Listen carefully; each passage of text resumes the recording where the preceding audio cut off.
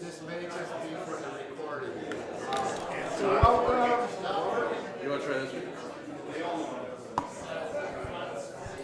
Welcome. Is that any better? No. Hello, hello. Those are working?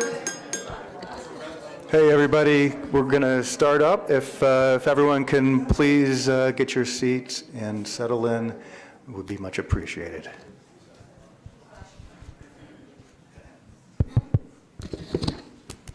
I'll just move over here and use this one. Does that work? Can you hear this one? Yeah, is that better? Okay, there we go. All right, thank you. Thank you for joining us. Thank you for coming out tonight. It's good to be here with you. I'm happy to see you all here on this important subject.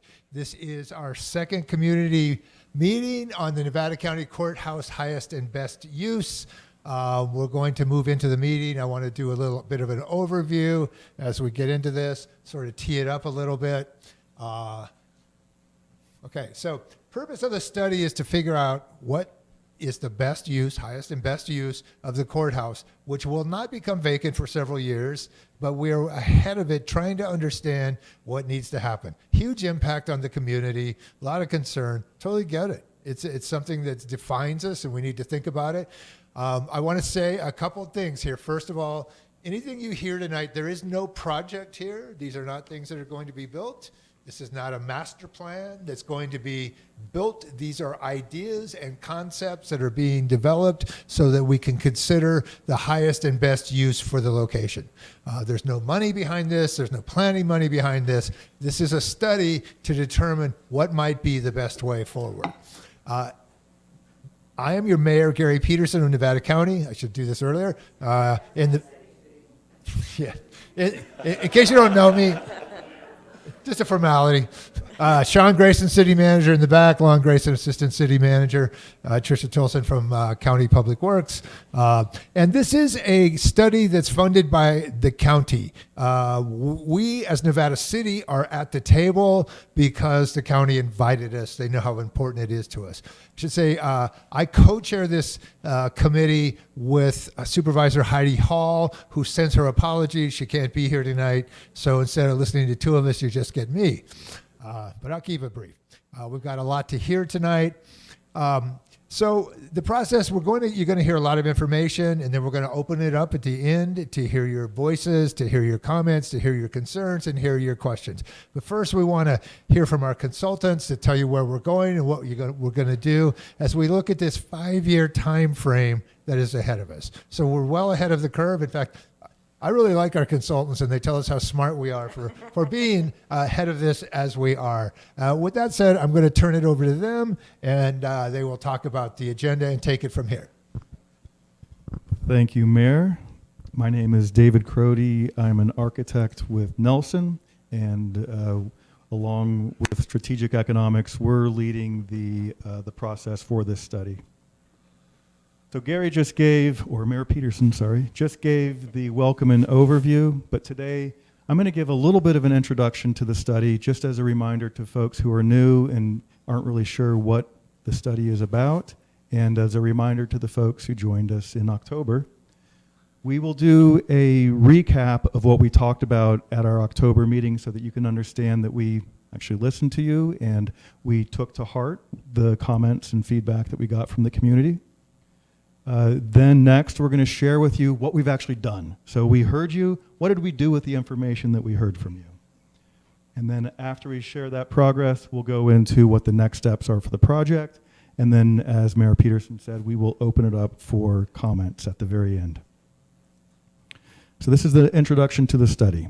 So highest and best use study. And Mayor Peterson gave you a little bit of a preview as to what it is, but a highest and best use study is not a project. It is not master planning.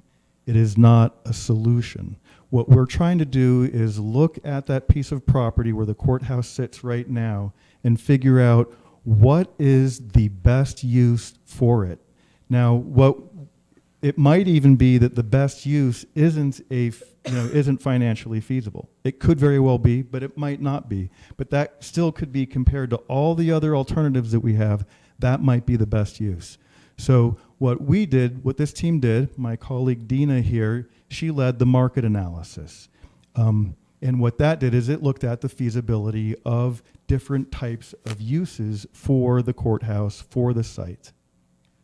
Actually, I skipped over the most important bullet point here, community and leadership collaboration. And as Mayor Peterson said, they created a committee among the city leaders and the county leaders we called it the steering committee. Not a very creative name, but that's what we called it. And they helped us, they worked with the Nelson team to help develop the strategy that we had moving forward for this and to help us organize events just like this. But most importantly, they wanted to emphasize that we need community feedback, that we need to make sure that whatever we're doing is not only good for the community, but that it gets broad community support. So that was the first step. And then the second one is Dina's market analysis about sort of the feasibility. And then when she's looking at the feasibility of it, we're also looking at the physical attributes of the site. And that's where my colleague Greg comes into play. It's an architectural analysis. So if Dina comes up with what is a best, a potential use for it, Greg is going to do some site test studies on it to see what it actually looks like. And we'll go into more detail about both of these things in a little bit.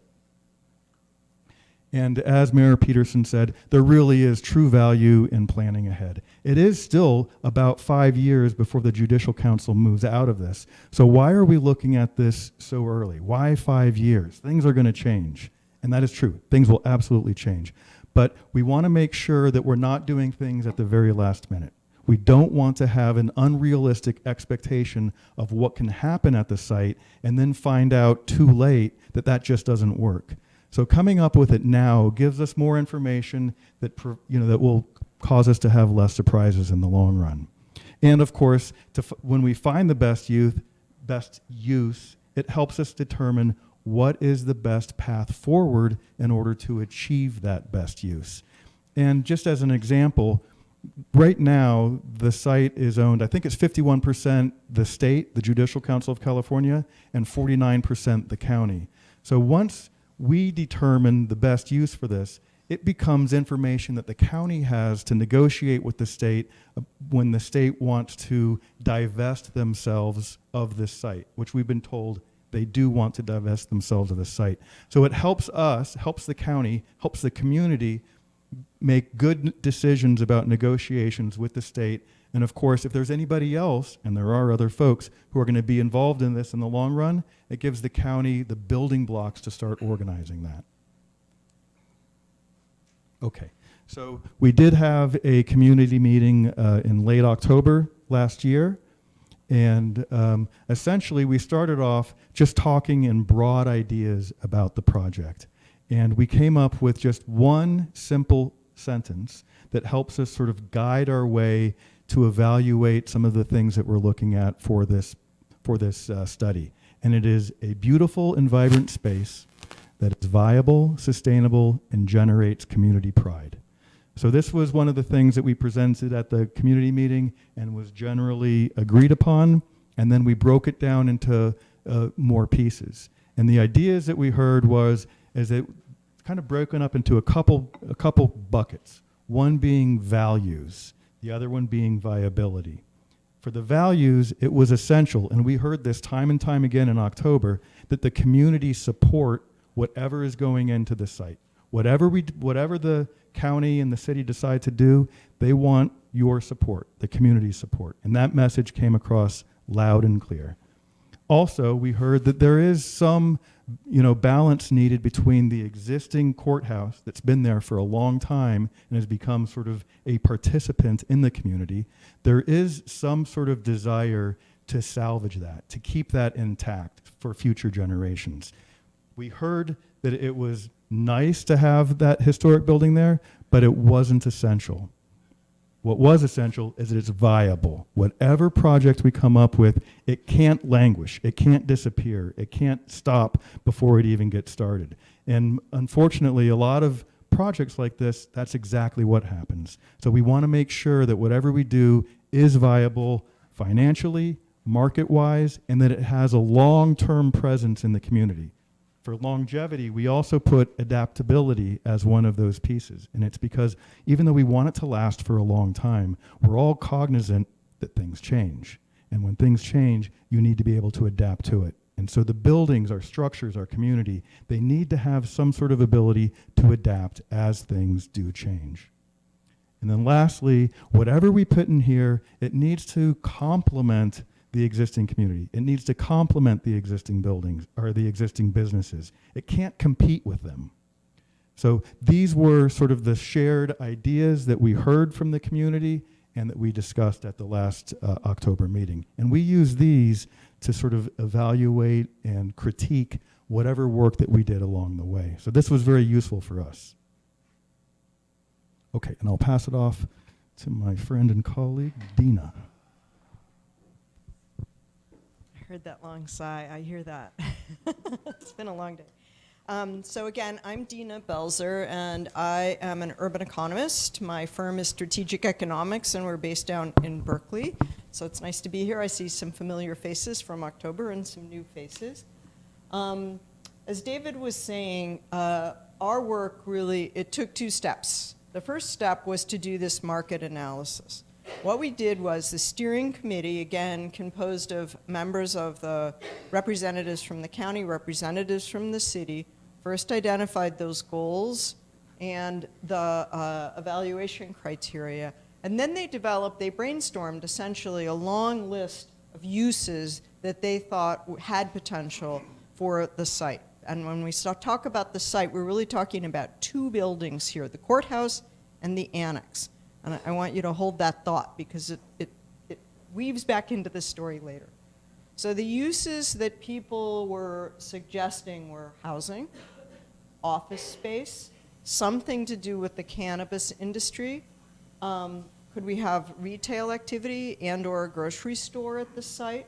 What about a hotel or some kind of hospitality-linked activity? Could be a conference center. What about more parking? Downtown needs parking. And then how about institutional uses like a museum or a government or a government administration, some kind of a university campus, something to do with health and wellness. And we tested that in two ways. One, we know there are a lot of independent kind of wellness practitioners here in this area, chiropractors, acupuncturists, physical therapists, people like that. But you also have a hospital here in Nevada County, so were they a candidate? And then finally somebody suggested, well, could we put a gym in the building? So what we did was we tested all of these options. We looked at population growth trends, we looked at employment growth trends, we looked at real estate market conditions, and then we talked to a lot of people who are knowledgeable about all of these kinds of uses. And what we understood was that if you were looking for the private sector, the market, to come in here and take the risk and invest the money, you need to have a use where they can make a return, right? And I'm going to talk about this a little bit more. We'll talk about the financial feasibility in a minute. So we tested all of these uses on the left, or more or less what an investor would do in order to get some return on the capital they invest. The users on the right, institutional users, and we're including for discussion purposes here the health and wellness hospital or a clinic. We'd seen that another courthouse somewhere else in the country had been reused for a medical campus. So we were curious about whether or not that could happen here. So we spoke to the guy who runs your hospital here. And then again, sports and recreation, turns out there was a gym here in Nevada City and it closed. It didn't have enough demand, right? So based on all of these things, we found that on the market, on the private side, housing is the highest and best use. That's where there's the most demand. Your population isn't really growing, but employment is growing. So you need a workforce that's resident here in the county, particularly when you think about first responders, teachers, firefighters, nurses and doctors, again, for your clinics. You want those people to be living close at hand. So even though the population overall isn't growing, there is still going to be demand for housing, and not enough of it is getting built. So that's what we're really focused on the market side. On the institutional side, we couldn't find an entity that would be interested or had the capacity to take on either the courthouse or the annex or both. That's not to say that that entity couldn't emerge in the future, but there's nobody today who has the capacity, the ability to take on the project. It's a big project to manage the building and do what needs to happen. Again, that doesn't mean that there isn't time for that to emerge, but today there's nobody standing in line saying, ooh, I have a museum I want to open, or I've been looking desperately for a space for an art gallery or a series of live-work spaces. And again, that doesn't mean there's not interest. It just means that there's no single person or group that can pull that together today. Okay. So this is what we are really focused on going forward. I also want to say that at the last community meeting, we heard that people were interested in art galleries or arts-related activities, and they were interested in activities for youth. They said, we want youth programs, youth facilities. So we did, yeah, right? Yeah, yay. There's a youth in front here in case you can't see who's agreeing. And so we did talk to the people, the person who was at the meeting who suggested that and spoke most eloquently for it. We called and followed up with him. We followed up with the Historical Society. We followed up with the woman who runs the teen center in Grass Valley. So we followed up with people after we spoke to you. So this has all been factored into this analysis. So based on this analysis, then Greg turned it over to Greg, to my partner in crime here, and Greg began doing what we call test fits, the actual physical analysis for what could go on the site, given these scenarios.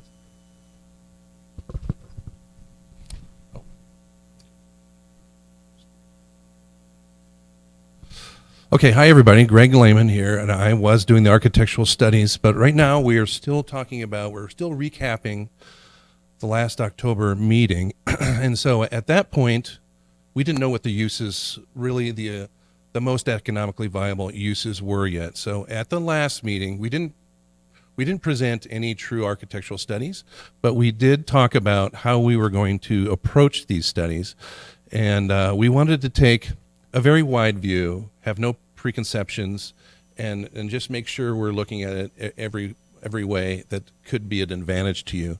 So that ranged anywhere from keeping both buildings, basically the building shell, as much intact as we can, making as little financial investment in the sort of infrastructure, and just doing a remodeling, and sort of that's the lightest touch category that we would consider.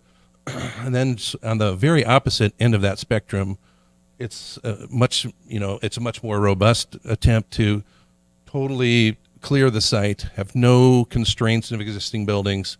A developer could come in and do something unencumbered and be a little bit more efficient. So those are the widest range of options. But in between, we could demo one of the individual buildings. Of course, we would think about keeping the historic courthouse, but we didn't want to negate the opposite, so we could keep the annex. But those are just other categories we wanted to study.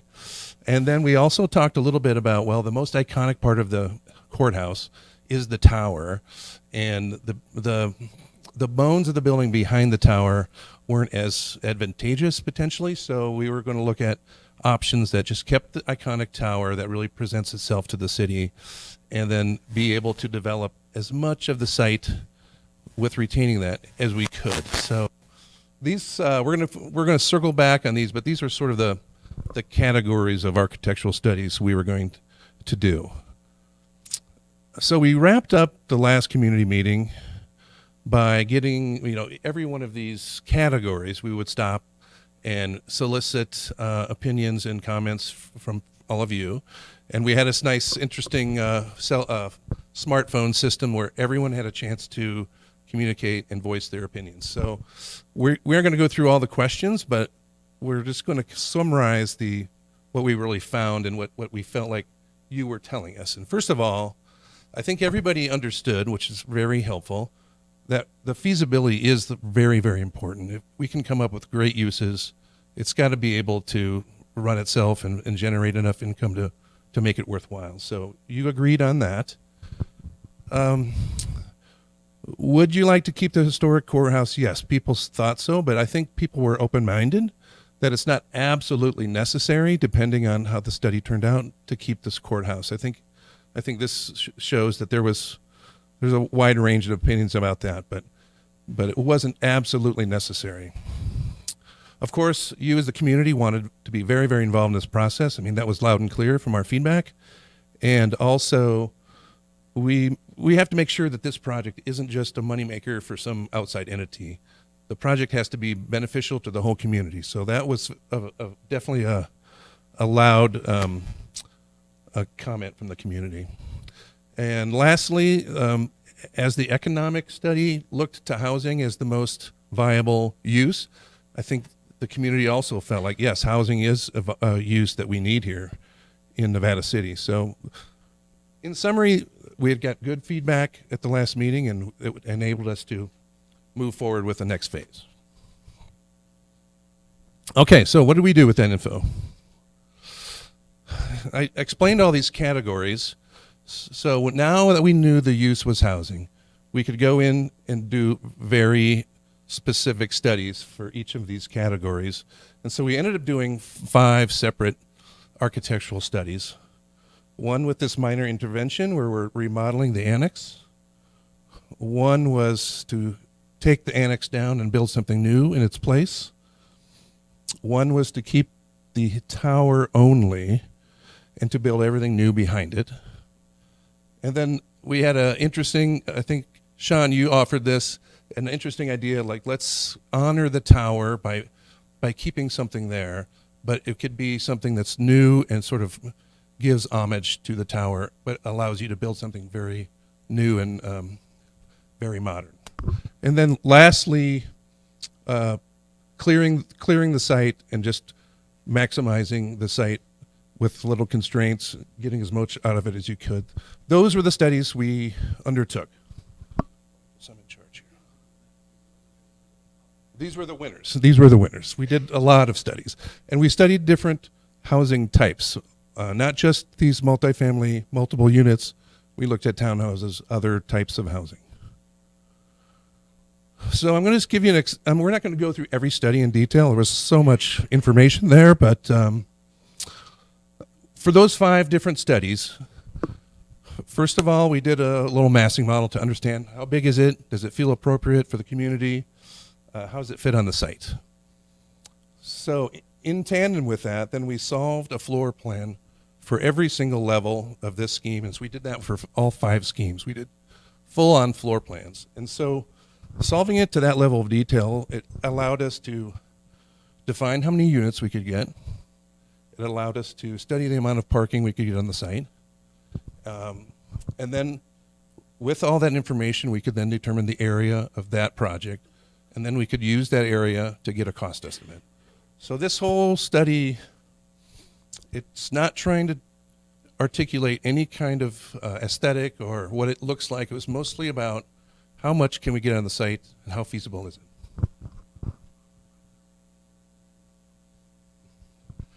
So some things we found that came out of this study. And one, right away, this courthouse footprint, the way it's arranged, the amount of depth in each direction, it was not efficient for housing units. You can see here we did a quick study of how to lay just a couple of units per floor.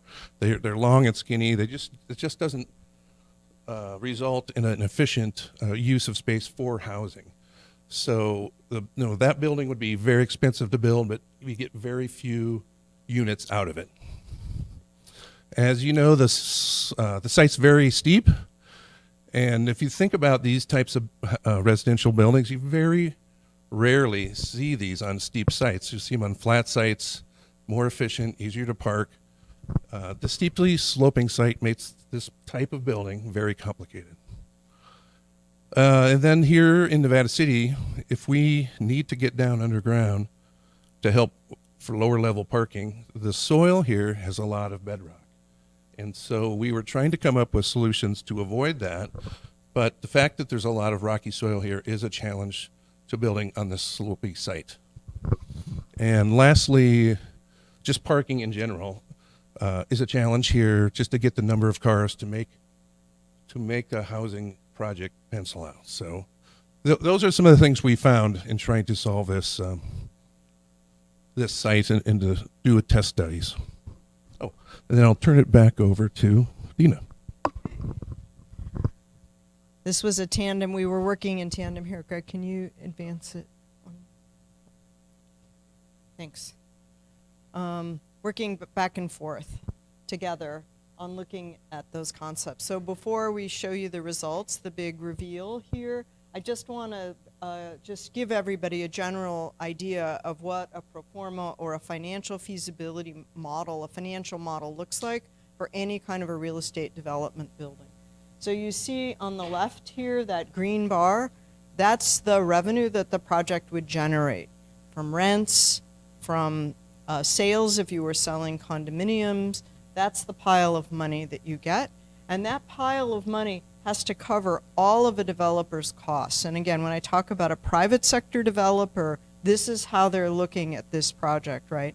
They have to cover their land costs. They have to buy the land. They have to cover what we call their hard costs. Those are their construction costs. What does it cost to actually hire the labor and put in the framing and the walls and the roof and all that kind of stuff? They have their soft costs, which are hiring the architects, getting the permits, leading the community workshops, all of those kinds of things, working with getting the permitting, I think I already said. And then finally, they have to be able to get a return. Developers just don't put all their money into a project like this. They have to borrow, they often borrow about 80% of the cost to build the building from the bank, and the other 20%, depending on the developer, et cetera, comes from investors. They're called equity investors, and they're looking in that pile of green money for getting their money out and getting a return. But if you make more money above that bar, they get more money, whereas the bank gets paid back on a fixed term with a fixed interest rate, right? But they both expect returns.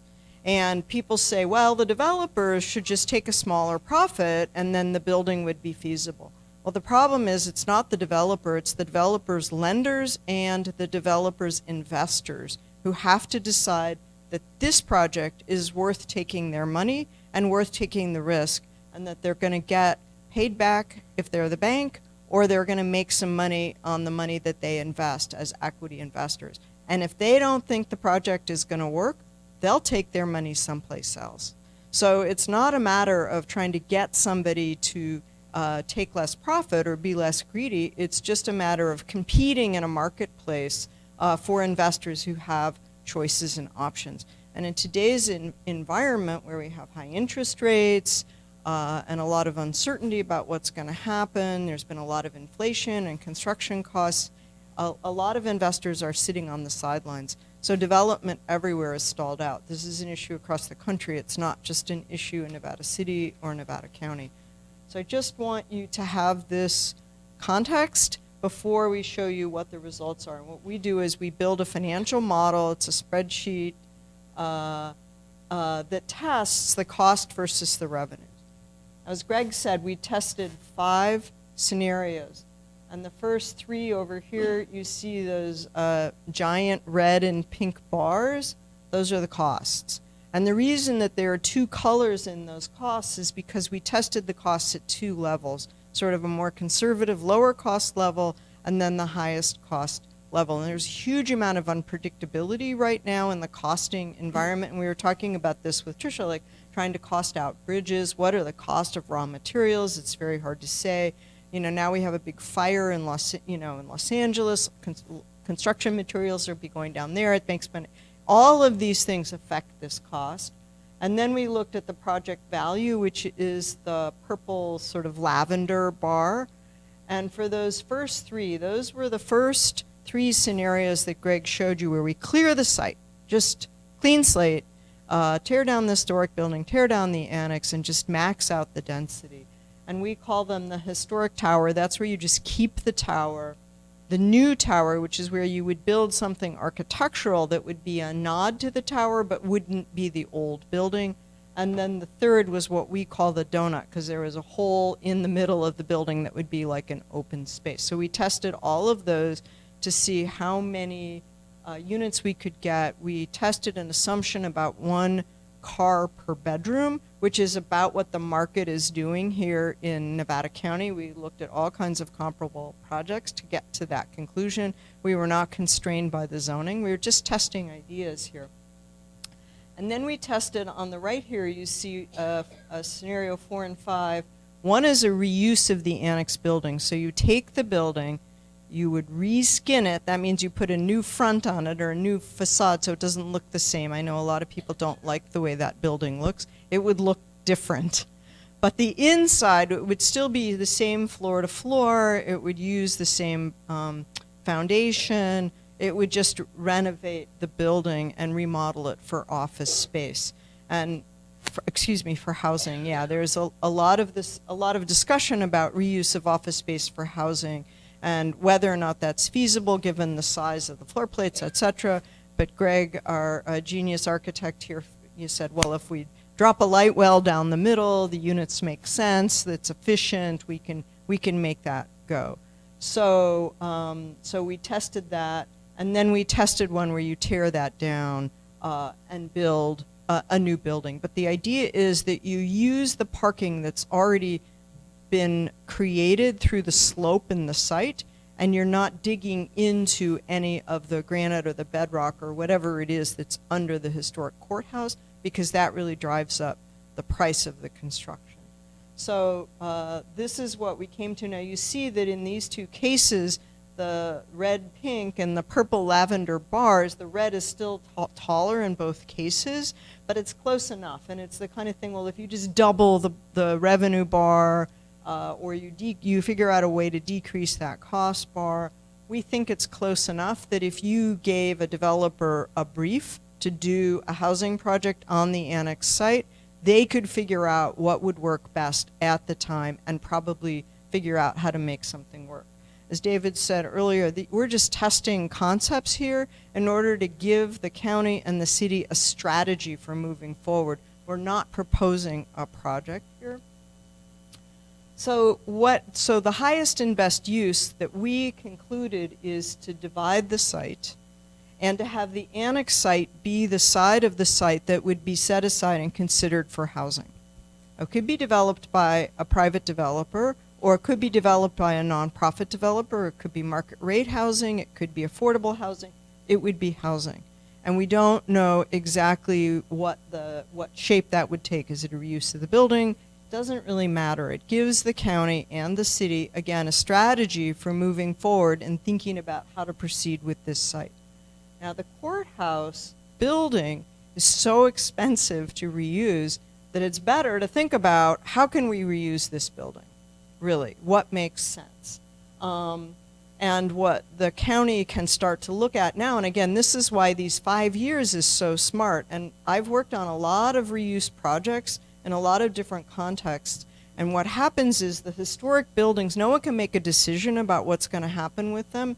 And so therefore, no one goes in and stabilizes them, make sure the roof stops leaking, make sure that all the openings are sealed off so rodents aren't getting in. The building is stabilized so that it could be reused at a future time.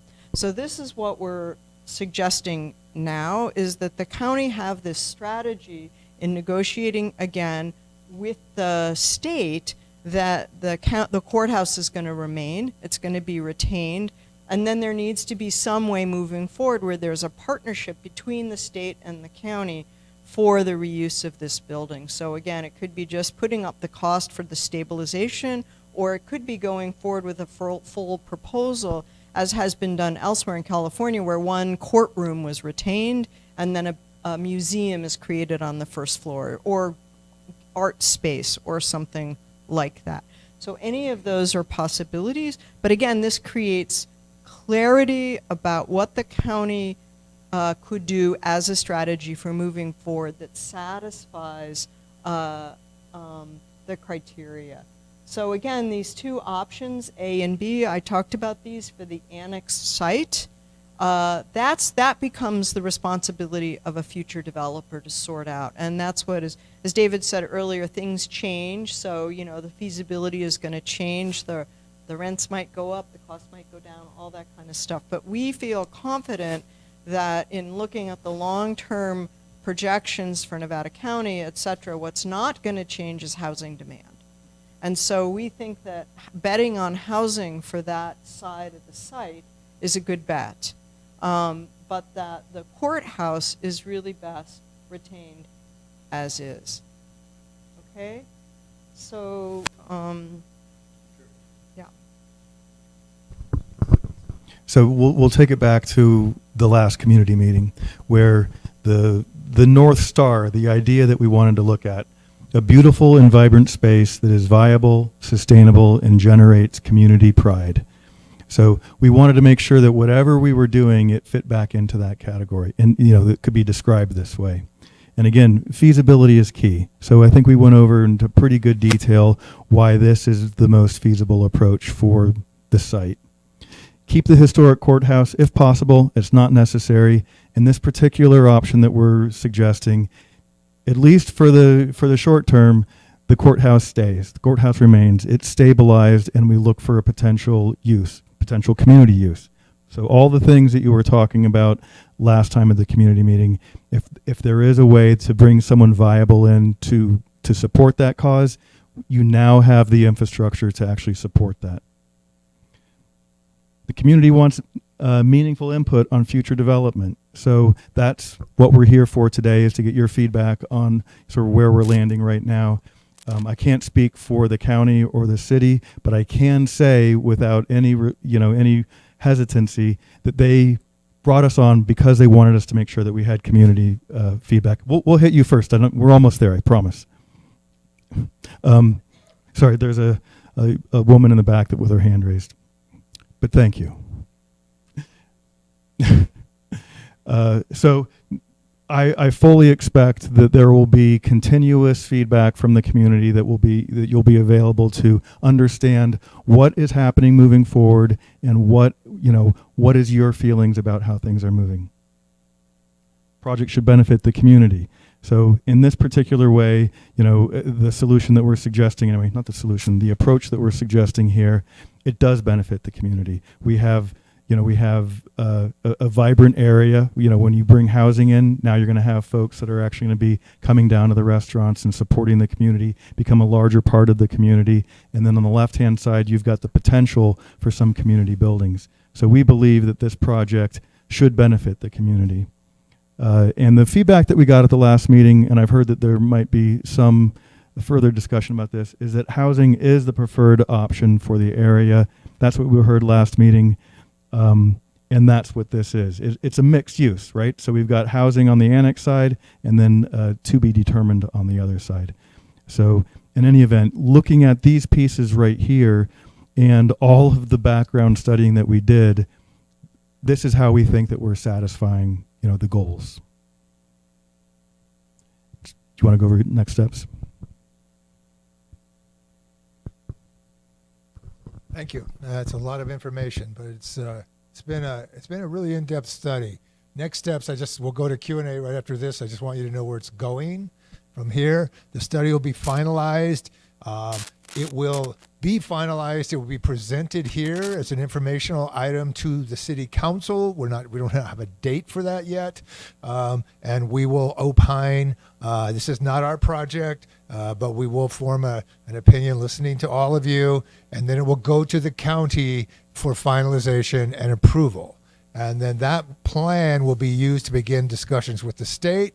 At some point, the owner, which is yet to be determined, as I noted, the city has no ownership in this, but we'll look for an entity for the courthouse use, and then a procurement process to get anything done on it will be done. It's over a 5-year process. One point before I open this up is the money. These are huge sums of money, 10s, 20s, 30s, 40s, millions of dollars. And the county has been very clear. They do not have that money.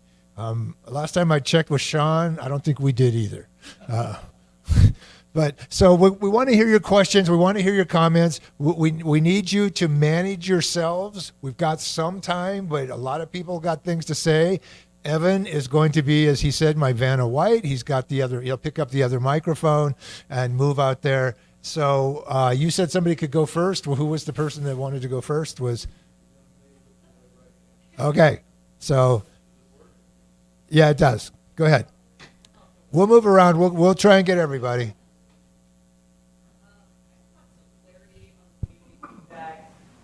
There were like 30 people at the last meeting. Is that what the majority of the feedback, your study was based off of just that feedback, or was there other feedback that we got from more community members? Because that feels like a very limited amount to base an entire study on that's going to affect the entire county. I can respond to that, or you can? So we are using these community meetings as the main vehicle to get community feedback.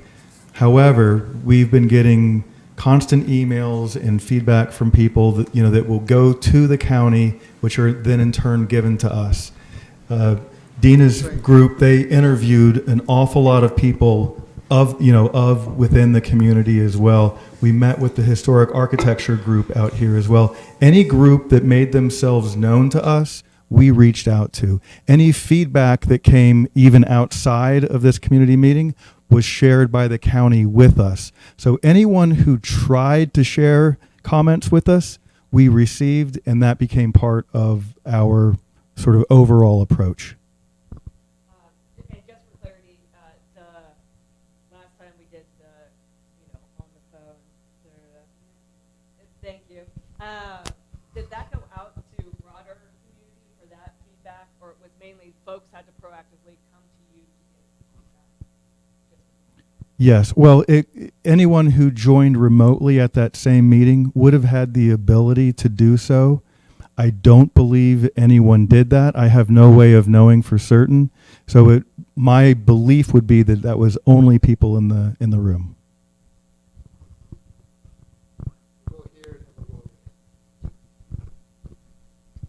Hi, thanks. My name is Scott Whalen. I'm a licensed mechanical engineer. I have a lot of experience in multifamily housing projects and other types of projects. So I just wanted to make I have a couple questions and couple observations. The first question I have is, in the end, regardless of whether we split the site up or not, is this going to be a public-private partnership project, or is the county going to sell half the site for the residential venture? So that is yet to be determined what will happen to the site ultimately. What could happen, especially the annex side, is it could go out to be sold. And per the California Subdivision Land Act, we have to offer it for housing first or government use. Again, no government agency has said that they need it or could use it. So likely it would be offered up for housing. The courthouse, the county, as far as I know, has no desire to maintain ownership of that in the long term. So that would be open for discussion. And as was mentioned, there's several other counties in California that have gone through this recently. I would check out Merced County, for example.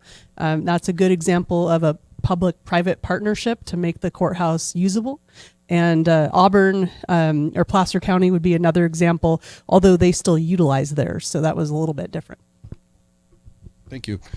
So maybe it's possible that the state would want to participate in a housing project because the county is not in responsible charge of housing, if I understand from my Citizens County experience. Okay, so I just wanted to make a couple. Talk a little bit more about the housing piece. Are you interested in that? Sure. Let me just throw out really quickly Okay, a couple great. of my comments. So Yeah. my critique and my voice of caution is to be careful about decision making when you guys have your options, because if you didn't go down the rabbit hole about a lot of things like parking, I hear you don't want to go subterranean. I don't see how you could do it without going subterranean. Right. You have to get EV charging into these buildings. You're going to have stacked parking, and I don't see how you could do it understanding the city.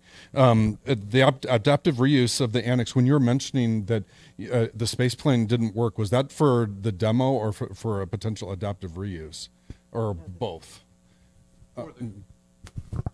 It was in testing housing units on the footprint of the, just the footprint. of the historic Okay. tower. Yeah, I'm curious. It seems a little high level, so with all due respect.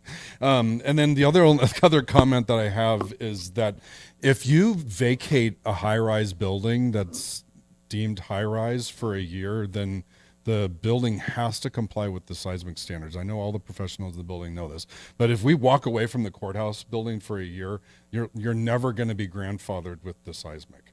And I know, I mean, so that's just like a tough cookie, regardless of how the adaptive reuse works. So anyways, thanks a lot. I like the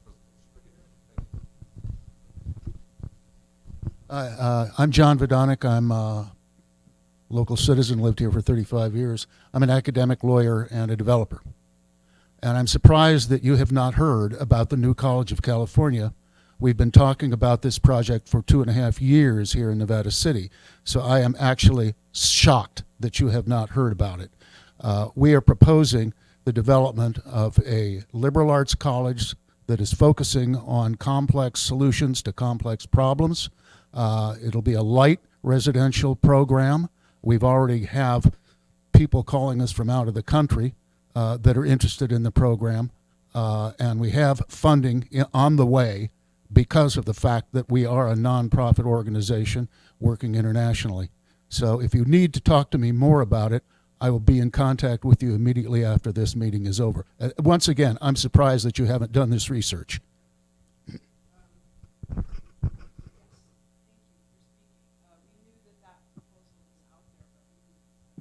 I called the architects and said, I am the person, the contact person.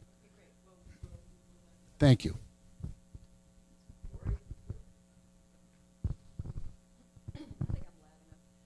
Lori Oberholzer. Sorry. Lori Oberholzer. I'm representing Nevada City neighbors, including a number of neighbors in the adjacent neighborhood, which is the Oregon Hill and Nabob Hill neighborhoods, probably the most historic in Nevada City. I'm sorry we didn't make the October meeting. We didn't know about it. We were terribly busy working on the whole thing with where the courthouse is going to go up on the highway, and there was one site in our neighborhood, so it was a lot of work on our part, and we just weren't watching anything else. But here we are tonight. We have some really basic recommendations.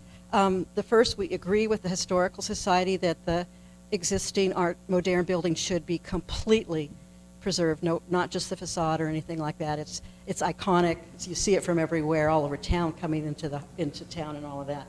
So it's really special to all of us. And we do think that however you go forward with the redevelopment of the annex site, that it needs to not compete with the courthouse. I don't know if you got it strongly from the community how much everybody hates the way the annex looks. I mean, there's lots and lots of, well, maybe some people do. Well, I know lots of people that for years have walked or changed their walking pattern so that they don't have to walk past the annex because it looks so terrible. Anyway, we don't think it should compete with the prominence of the beautiful Art Moderne structure, and the neighborhood really wants to say to you, please do not march any new buildings into the neighborhood. So nothing above Washington Street, and what that means is please no parking structure on the old Jury parking lot. There used to be 2 Victorian homes there that were torn down to do a parking lot, and we'd rather it not get any worse than that.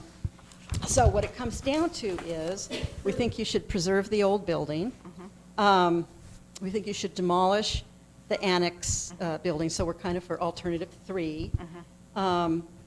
It seems like it would be the least expensive alternative. Tear it down, and to tell you the truth, we think it would be great to either have a park there, just an open area for events and that sort of thing, or a single level parking lot, open air parking lot. And so that's, of course, why it would be the least expensive alternative. If you do some kind of a new building there, we agree with the Historical Society that absolutely would need to be complementary to the existing building, lowered in scale, because it really does compete with it now. And there's a lot of work it's hard to see how you could ever make that work. and then again, keep the current open-air jury parking lot. And we think that in the old building, it ought to just be all community uses, and probably a lot of different uses. You know, maybe a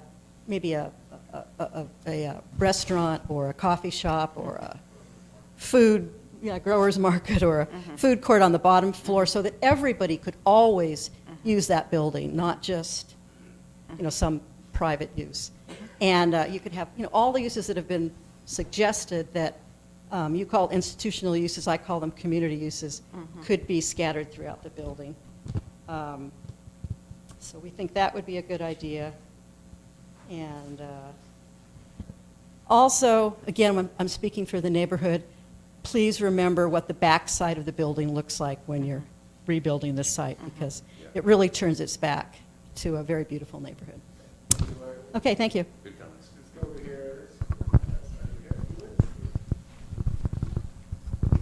Yeah, I also live in the same neighborhood, respectfully. You don't speak for me. I do have a curiosity about the parking, though. That was something that I read. I wasn't here in October. There was discussion about like parking structure. That's something that is really needed in the city. I'm curious. There wasn't any additional comments on that. And was there any additional studies or anything else around the parking lot use? Study. So we did do costing on what it would, to put in the parking garage to help support, and it just made the numbers go worse. So generally speaking, we were limited by how big the site could be based on, parking was one of the things that we evaluated. And of course, cost was essential for that. So going down into the bedrock was too expensive. Building parking structures was too expensive. But we maintained that lot and used that lot as is. I should just add that surface parking lot, one block off from the annex, it's burdened by the same sort of geological bedrock as the other site. And I think one reason why it's got that strange slope and it hasn't been improved further than that is that just digging into that rock is so formidable. So it just didn't really make sense to propose parking structure on that site.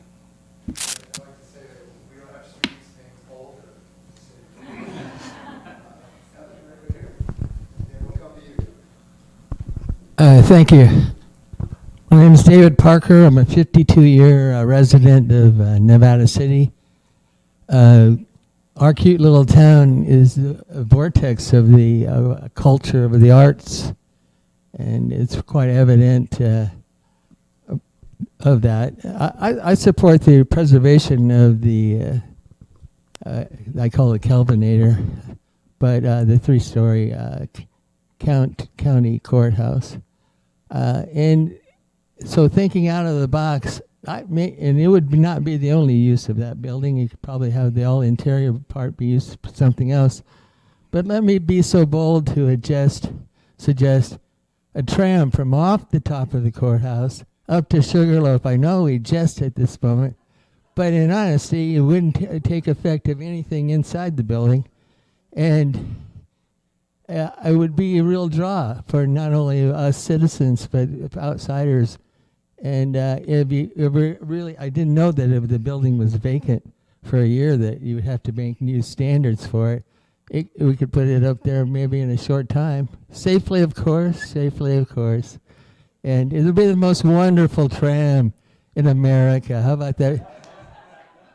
And so I think about that, and I don't think you've really honored Nevada City by getting a hold of the community a little more grander and a little more out. Not saying you haven't tried. Thank you.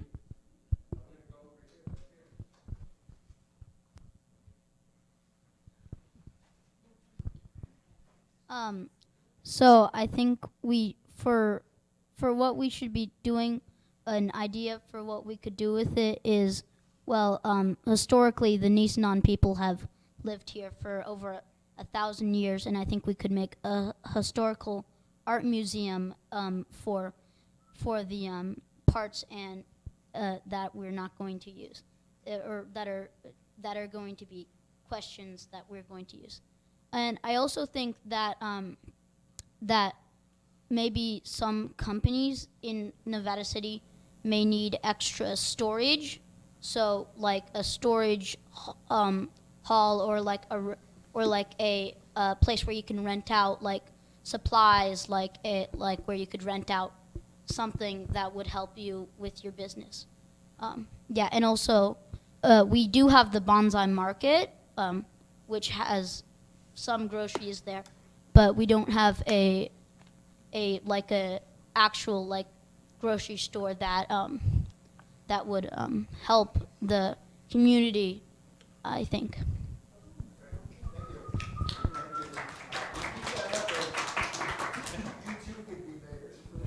Oh, I think we also need a flag for our county.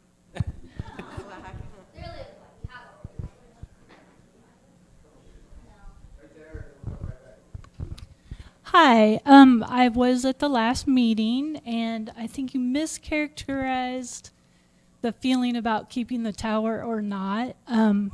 For me, as somebody born and raised here, was brought home in a home just up the street that's now a real estate agency. As a local, I want to respectfully suggest that you stop saying it's not that important, because it actually is really super important. But I do love the idea of the mixed use, so I appreciate that, and I'm looking forward to looking into that idea, especially since it seemed to be the most feasible economically. So thank you for that. And but yeah, let's lay off it's not that important to keep the tower, because it is.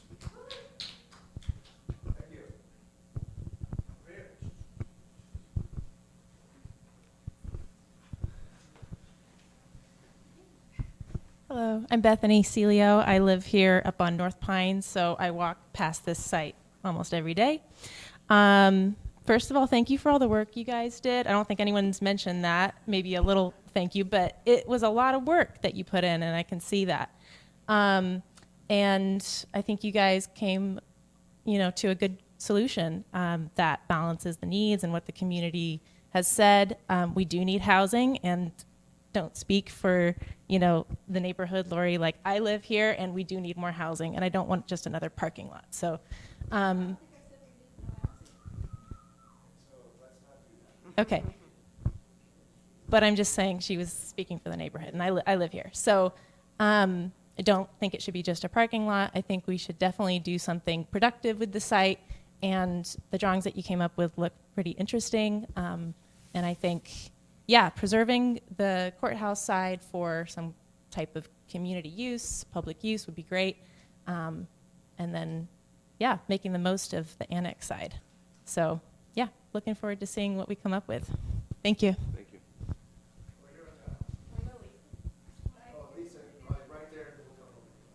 Hi, I'm Lisa McCandless. I'm the city planner here. I live in Grass Valley. Questions. Did the reuse of the parking in the underground structure, was that seeming to be feasible?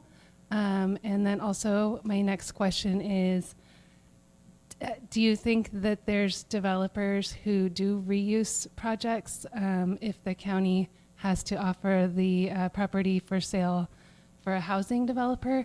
My understanding, it would be a low-income housing project likely. Does it seem like those are looked favorably upon for reuse? Because when I see the costs, that reuse cost was a lot lower than the cost of new construction. So I was just kind of wondering if you could elaborate on that a little bit. Yeah, so on the feasibility of the parking, we think that that's the best strategy, is to reuse the parking underground. What we don't know is whether or not you could use the existing sort of foundation that the office building is built on to build a new housing project. We didn't get to that level of detail. So with respect to whether or not an affordable housing developer could come in, let me just elaborate a little bit more on what this process will look like. So as Tricia said, the state now mandates that any publicly owned property that becomes surplus to the core mission for which the building has been built must be offered first to other public agencies to reuse it, and then it must be offered for sale to only qualified nonprofit affordable housing developers. And they can come forward and make a proposal. They could propose to buy the site. The county could agree to give them the site for $1 or for a reduced amount, depending. But the city, the county, or the state has no control over this. The state basically controls it. Now, one advantage to saying that the courthouse building is infeasible to reuse is that then you could go for an exemption from the Surplus Lands Act, and that is a possibility, and I think it would be pretty easy to get an exemption on that building because for all the reasons we just showed. So we don't know yet whether or not there is an affordable developer, and again, this is 5 to 7 years out, but there is, an affordable housing project did just get built here in Nevada City, and affordable projects do get done in adaptive reuse buildings. So that would be for the developer to decide. So this is the process. So the Surplus Lands Act dictates what the procurement will look like. In other words, it goes through the Department of Housing and Community Development. They have to propose all the steps. If no affordable housing developer proposes on it, then the county, would then go forward and offer it to a market rate developer, and we would just have to wait and see. So, and again, that's where time is really on everybody's side. So to your proposal about the new college, for example, again, you would be in the wings, or you could team with an affordable developer, or you could go through this process. The advantage to you of the proposal that we're making, again, is that the courthouse building could be exempt from the Surplus Lands Act, and then it could go forward for any kind of reuse. So there are challenges out there for these ideas, but the county can't just turn around and sell this site just to the most interested buyer. So that's something for you to keep in mind as well. That's not to say that you couldn't partner with an affordable housing developer, but again, the county doesn't control this. So it's really important to keep in mind the sequence of steps that need to be followed. I'll say one more thing about historic buildings. They're never feasible. They don't pencil. You don't preserve historic buildings as economic, viable. I mean, that's not to say that some of them can't be restored, but we know that there's going to be a lot of subsidy involved in really bringing that building up and finding someone to operate it. The new college proposal or a community facility, whatever it is, someone's going to have to step in and take responsibility for it. But if we know today that's the idea, the county can start applying for grants. They can finalize this plan and start applying for grants sooner rather than later, particularly if you can negotiate an agreement with the Judicial Council that that's what they are also going to support. So it allows the county to start moving forward now. That's why this timing is so important. So I've answered your question in a long-winded way, but I hope that's helpful. Anyway. Over here. Over here. Here, we'll come back to you. We'll get you. Keep it track of this. Thank you. My name is Doug Bianchi. I've lived in Nevada City for a long time. One major concern that was expressed at the last meeting that Gina, I think, sort of addressed now was the zombie building potential. And every scenario that I saw up there had red. I think the least was about $10 million. So that's something that we need to consider.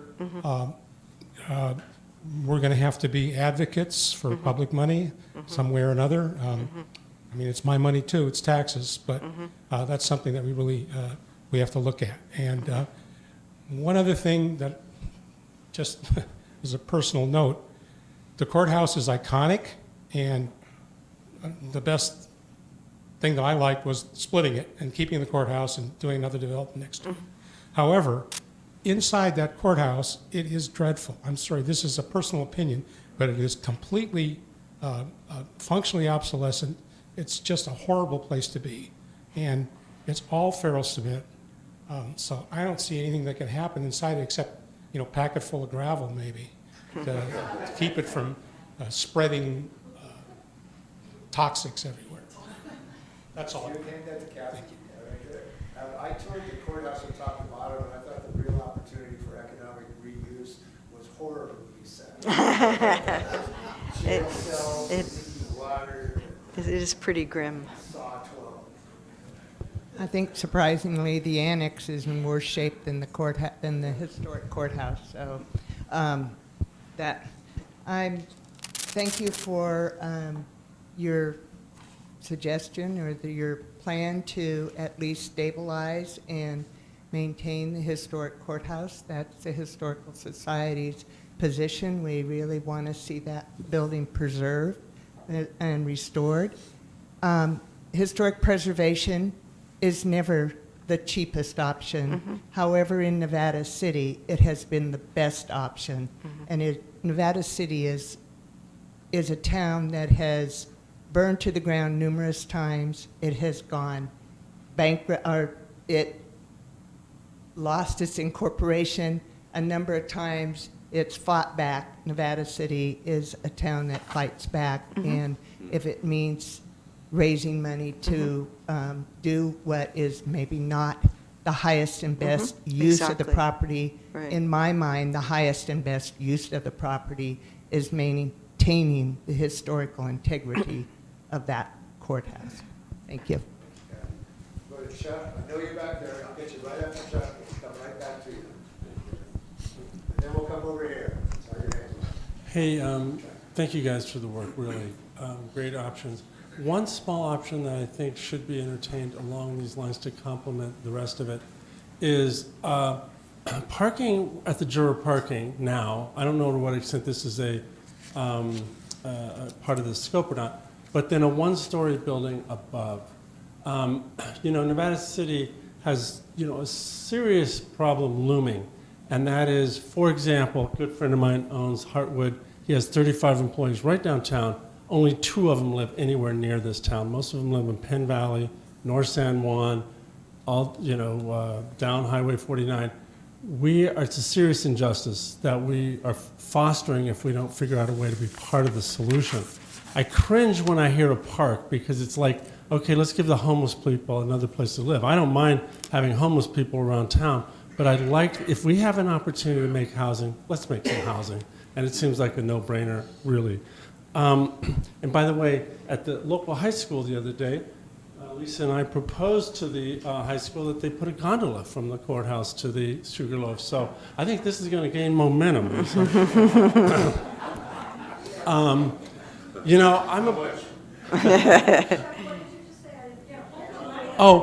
just the other day at the high school, the local Sale High School, Lisa and I proposed to the high school that they did 5 solutions for 5 alternate solutions for the airport. The high school kids did, and I was pretty happy and surprised by how well they turned out. But one of the discussions that came up was adding a gondola from the courthouse to the Sugarloaf. So I mean, there's people thinking out there, and it would make some. Switzerland towns are so wonderful because of things like that, and we have that potential. Fellini says, and I really believe this is the most important saying. Fellini says the only realists, and there's so much emphasis on being realistic, but Fellini says the only realists are the visionaries, and I really truly believe that's true because we're mired in realistic. In other words, it's not turning out to work. Whatever we have that's quote unquote realistic needs to be reconsidered. And when you look at a case like that courthouse, I agree with the persons like Kathy who says, we can raise that money. We can. We know we can. I'm so impressed if you look at the bake sales that went into the Sydney Opera House, $135 million a long time ago. And that was just people who said, no, we're going to have that building, blah, blah, blah. Okay. I think that's it. Thank you, guys. I hope everybody knows who Fellini is. Last time I made reference to him, many people gave me a blank look. So.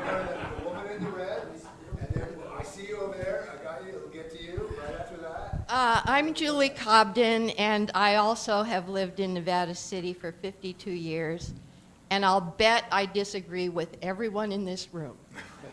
And I think that you must have heard that. And I was sort of confused about what you said about where the buck stops, because I'm not quite sure how all of this disagreement is going to be resolved. And when you say the county, what do you mean by the county? County Board of Supervisors and Nevada County Administration. Okay, so they are going to vote on what is finally done? Is that how this? They will approve the final plan. So, okay. Well, I don't know, Trish, if you want to answer this question or you want me to take a stab at it. Okay, I'll take a stab at it. So this immediate effort that we're working on is going to suggest that the county, for example, go to the state and start working on exempting the courthouse, the historic courthouse building from the Surplus Lands Act, so they don't have to go through the process of trying to find someone to develop it. Okay, so this is something that could happen now, whereas the annex building could viably stay in the state's process, and the county then would work with the state to talk about what to do with the historic building, and is there a partnership there, is there money the state would contribute, et cetera. So all we're trying to get to is a recommendation for the county about what they could be working on in the next 5 years before the courts move to the new building. And it probably won't be 5 years, it'll probably be more than that. In the meantime, what this does for the community is, if the county agrees to this strategy going forward, it can it creates certainty about the strategy of stabilizing the courthouse building, at least for now, and retain, with the assumption that it could be retained for the long term. And then I'm trying to remember your name, sir. As you said, you guys get out, Doug, if you get out there and start raising money, then you'll start getting grants, and you'll be able to study whether or not you can reuse it, or you have to just fill it with gravel, and or this young man who suggested storage space, like that's kind of a brilliant solution, actually, because self-storage really generates a lot of money, let me just say. So, you know, it's sort of an interesting idea. And it solves a lot of problems. I agree with you. The interior of the building does not live up to the expectation of the exterior, although I'm rather fond of those curved windows and those office spaces in front. But even so, what would happen there, how that would play out. So this would give the county plenty of time to start to work with the community on doing the further studies. You know, you said, well, that looked pretty light to me. Fair enough. That building really... No. It's fair enough. But the point is that there's a lot of work, detailed work, and study to be done to really figure out what could happen with that building.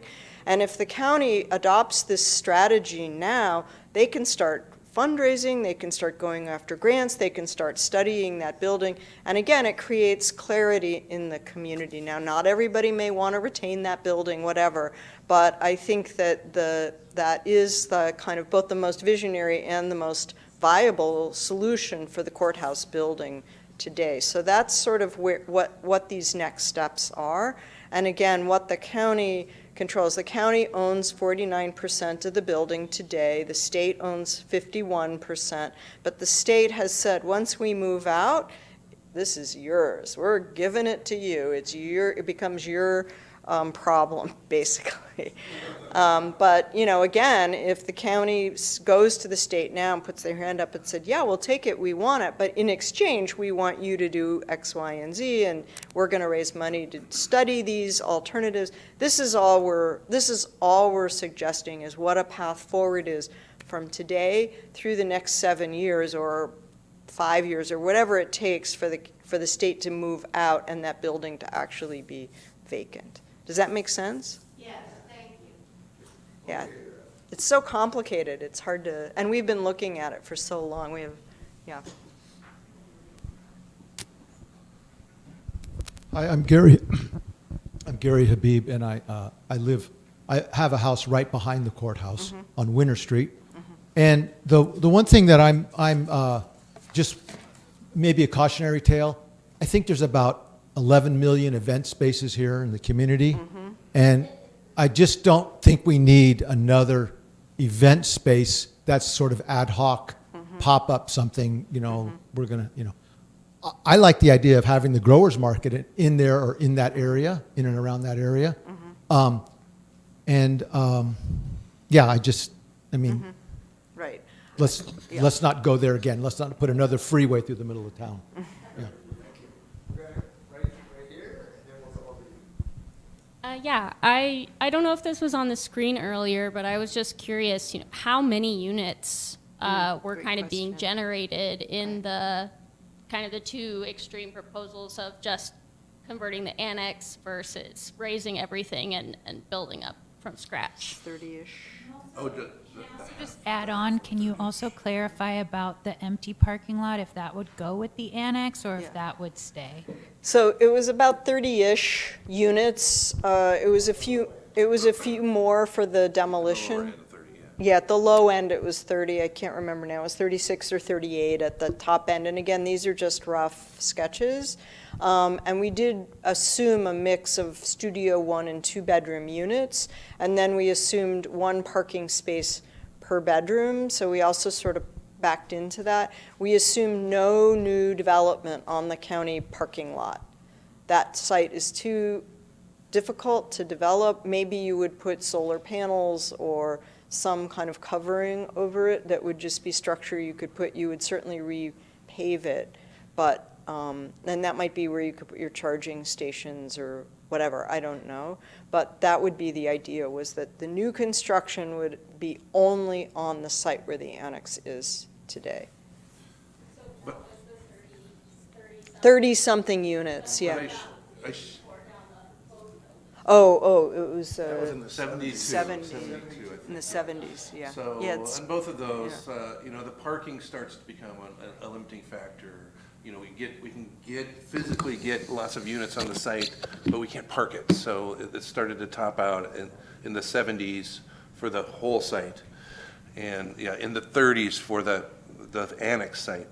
But the annex site with that many units does need the surface parking to make it work. It can't totally park underneath because there's just not many spots. You know, as you go deeper into that underground parking underneath the annex, it starts to step up, and we're guessing that that's stepping up to get over the bedrock. You know, so it's like 3/4 parked down there. Yeah.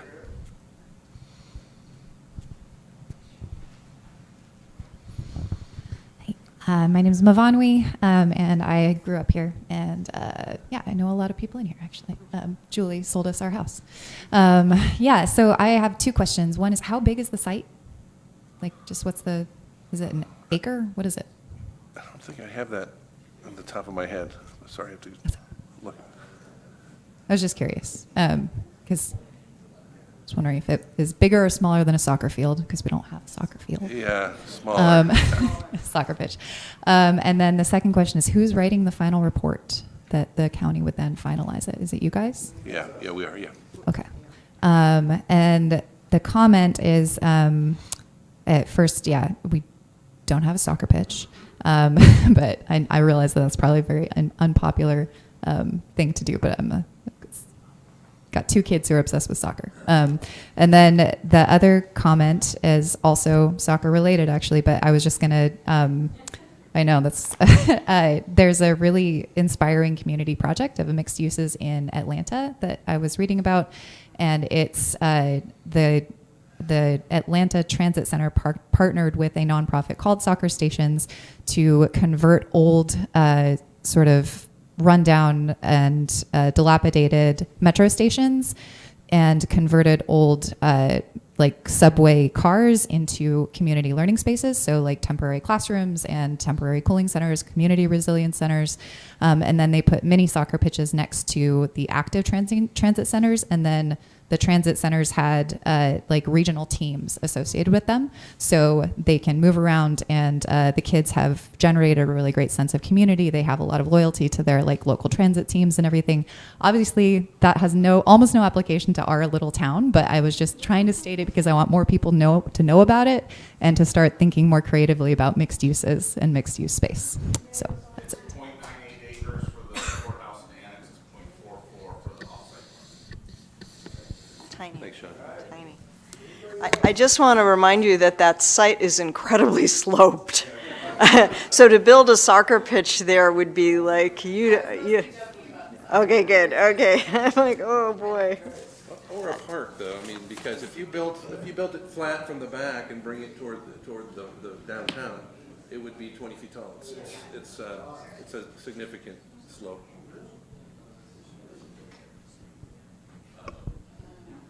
Dawn Zaidanis, Parks and Recreation Manager for Nevada City, and so I have to speak for recreation. And I think whatever comes of the space, there should be some sort of recreation involved. If it's apartments or offices, there needs to be community space for whether it has ping pong tables or just places for people to gather. If we're going to gut the building anyway, why not take 2 floors and make them one and put in basketball courts or pickleball or a half soccer pitch or something? So just recreation in some way should be, even if it's on the roof, is there something that can be done up there? So anything that could incorporate some sort of recreation for the people who will be using the space in other ways. A climbing wall would be great. Mm-hmm. Okay, we're going to take one more, okay? Back there, you're standing right there. You're in. I don't mind being last. My name's Patrick Dyer. I've lived in Nevada City for almost 60 years. I've been in business in Nevada City for 50 years. And I've served on the council. I've served as a mayor a couple of times. And so I see a great divide here between the people that live here and want to see something special for Nevada City, which I would agree with everybody who says we can do it. We have done it in the past. We can do just about anything. And we've proven with the historical ordinance that was passed in 1968 that this town has flourished ever since we made a very conscious decision to preserve our history and play it into the future. And it's worked, and it will continue to work. Mm-hmm. However, I see a great divide between the financial responsibilities that are being presented by this group and the social and wonderful desires of the community. And it's a big financial gap. Mm-hmm. The other thing that's a great concern of mine is this gentleman that spoke of the non-use of the property for a use triggering seismic responsibility. I don't understand exactly how that can be avoided, but that's huge. Mm-hmm. If seismic responsibilities take over the future of that building, there is no future for that building. Thank you, Pat. Thank you. All right. So thank you for those comments. Whole thing's recorded. There's all the information is captured. You can all review your comments on YouTube on the county channel. So thank you for your time tonight. Any final words, folks? No, just appreciate. Yeah, really appreciate all the comments and the participation. We love working with people that actually care. This community is overflowing with care. Thank you so much. Thank you for your